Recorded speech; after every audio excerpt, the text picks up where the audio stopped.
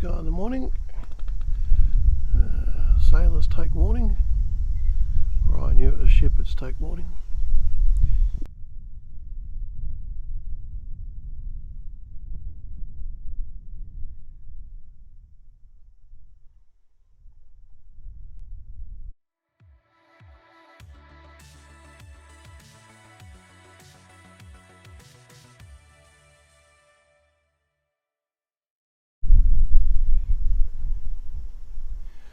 It's 7 o'clock now.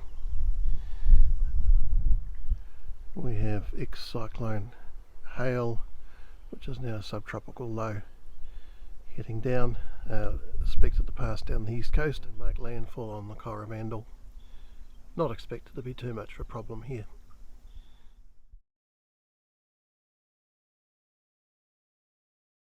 My plan for the day was to go up here at high tide to the freshwater swimming hole, but as it's grey, overcast and windy, I might wait to a nicer day. I think we might move and find somewhere sheltered with better cell phone reception. Nothing wrong with staying here, it's not dangerous, but we need a shift. There's the Lane Cove dock hut, and these 4 yachts look like they've got stern lines to shore, so they'll be protected under the bluff, but the wind's not expected to actually get that strong.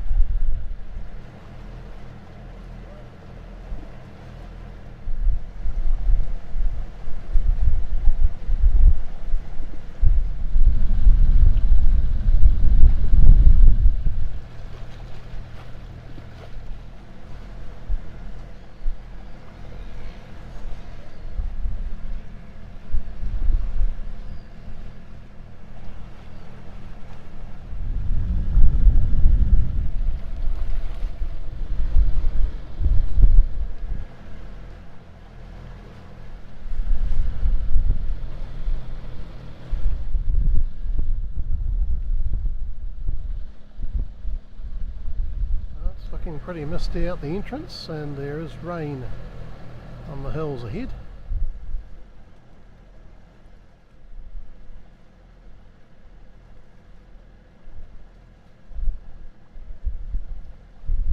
Oh, the rain has got to us.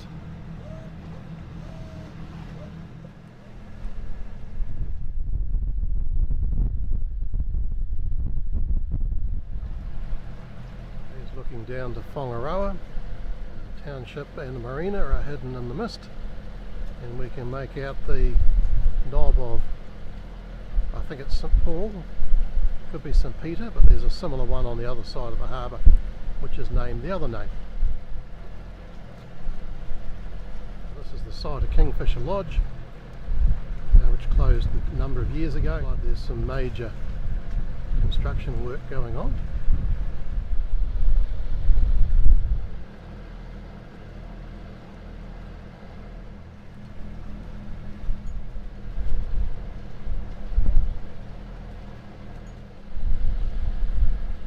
Shark Island, you can go between it and the shore.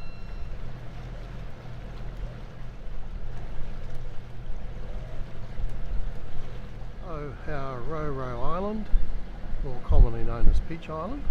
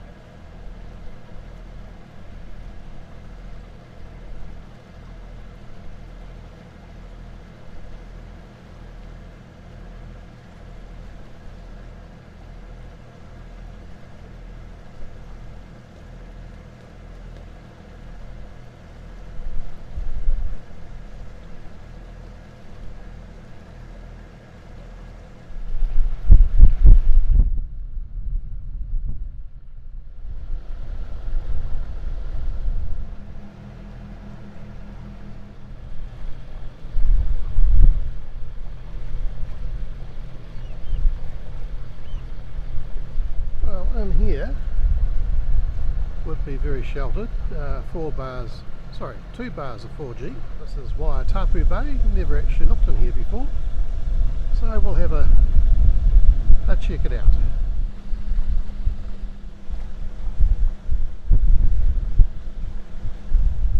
The moorings at Whangaroa Bay.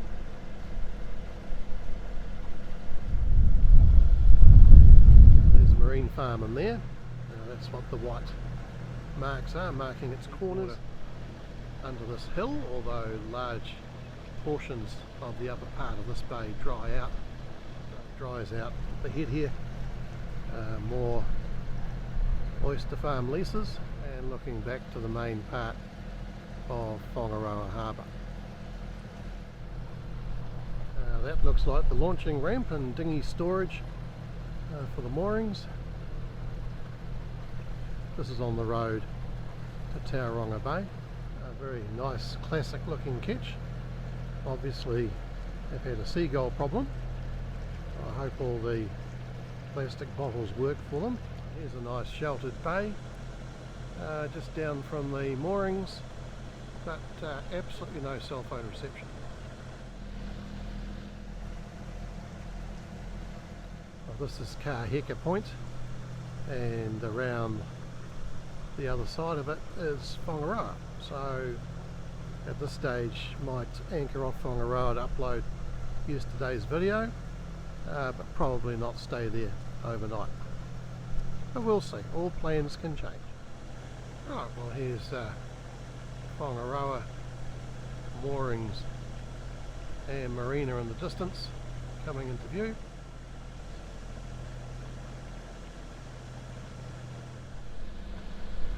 Over there is Totara North, and here's St Paul's coming back into view, and over here's St Peter's. Looks more knobby from some other angles. Looking up to the harbour entrance.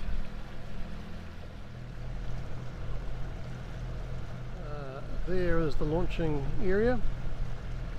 We're not travelling light from there. Pretty narrow road to get in there. This is Clansman Wharf, and diesel is available on that pontoon structure. You've got to run the hose down from the wharf. We did fill up there once back before we had the extra tankage in. Here's the marina. We popped travelling light in there for a few days while we stayed at the hotel. We've also done crew exchanges here as well. Here's a nice gaff rig, little schooner I presume. There'll be a lot more visitors' berths here, but they've a lot more out from the wharf now, so you can probably only get 3 boats in. We don't need to go ashore at the moment. Right, so we're anchored between the marina, which is over there, Clansman's Wharf, which is over there.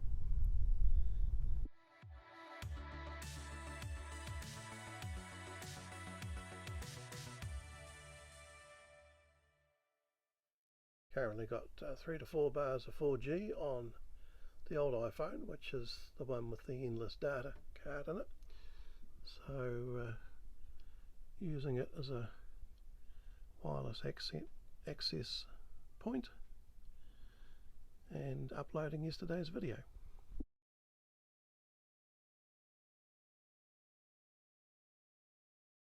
Well, it's the afternoon. I don't have much to report. A few more boats anchored up between here and the hill. We get the occasional gust through of not very much, coming from a number of different directions.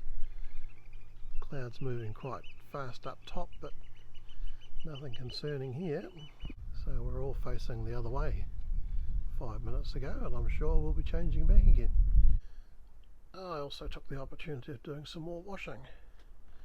I'm becoming quite domesticated. Well, it's just after 4. Not much has changed. Some wind gusts, some light rain.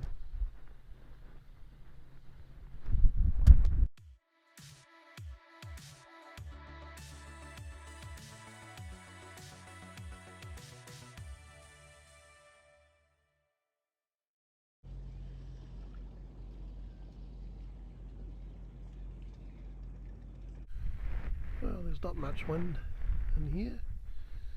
You still get some very light rain at times. It's Tuesday the 10th. Really nothing to report. Same as it was for most of yesterday. The wind's possibly a bit more southeast in it, but hard to tell as it moves around a fair bit.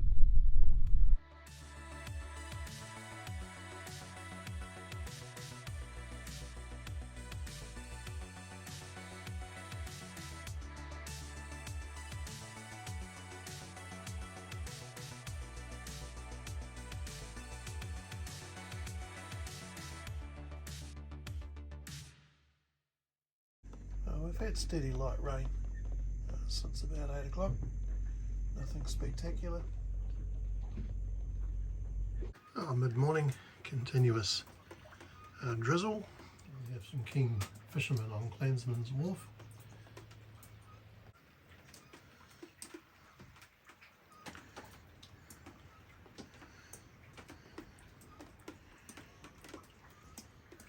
Water collection system off.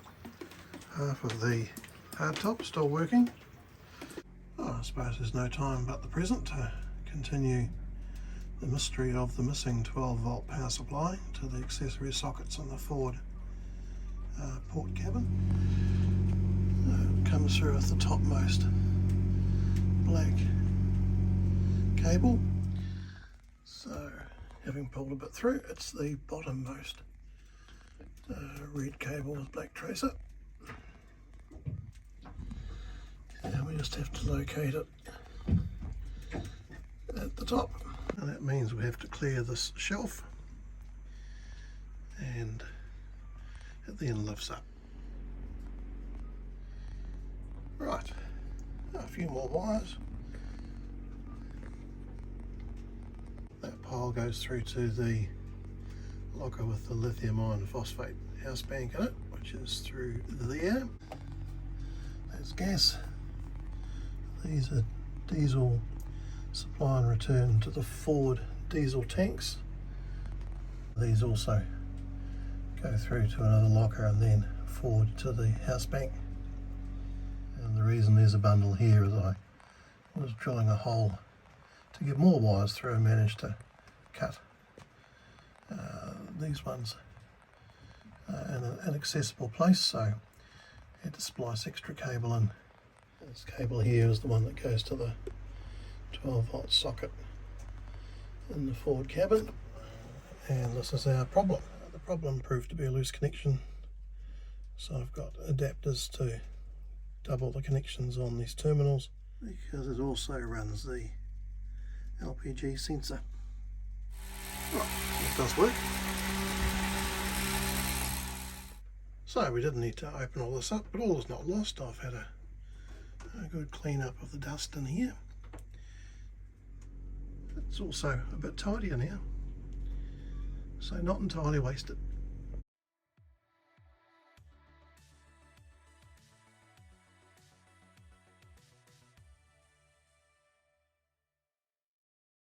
It's early afternoon, nothing's changed here, but severe flooding in the southern part of Northland, Coromandel, Gisborne, and there's a question about how bad Auckland is going to be hit.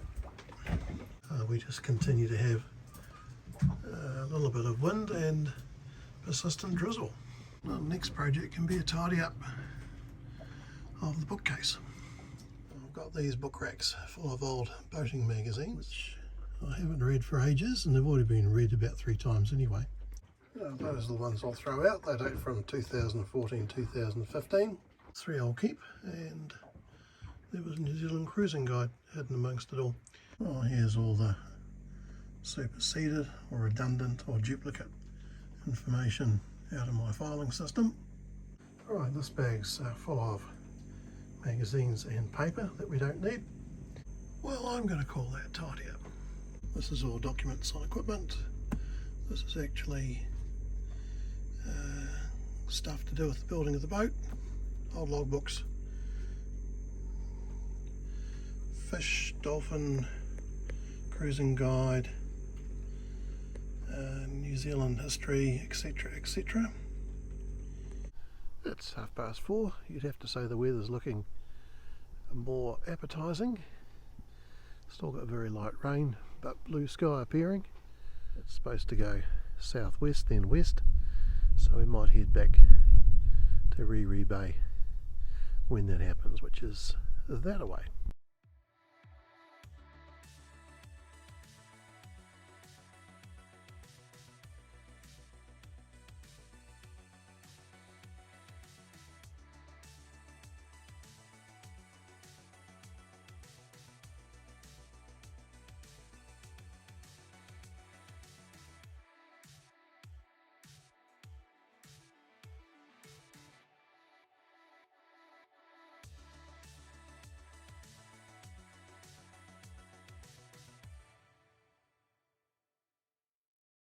Well, the wind has gone southwest. It's supposed to go west tonight, and it'll be a bit stronger. So I think I'll take the opportunity and relocate back to Rere Bay. I've got by the knob of St Paul and Whangaroa township. There's the knob of St Peter. A few less pine trees that would look a bit better. Yesterday we went along the southern shore over there and up until Waiatapu Inlet or Bay.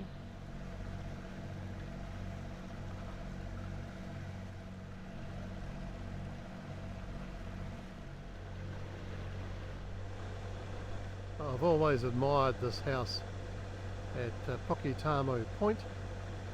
Certainly previously there used to be a commercial fishing boat trawler tied up here. Probably changed hands now.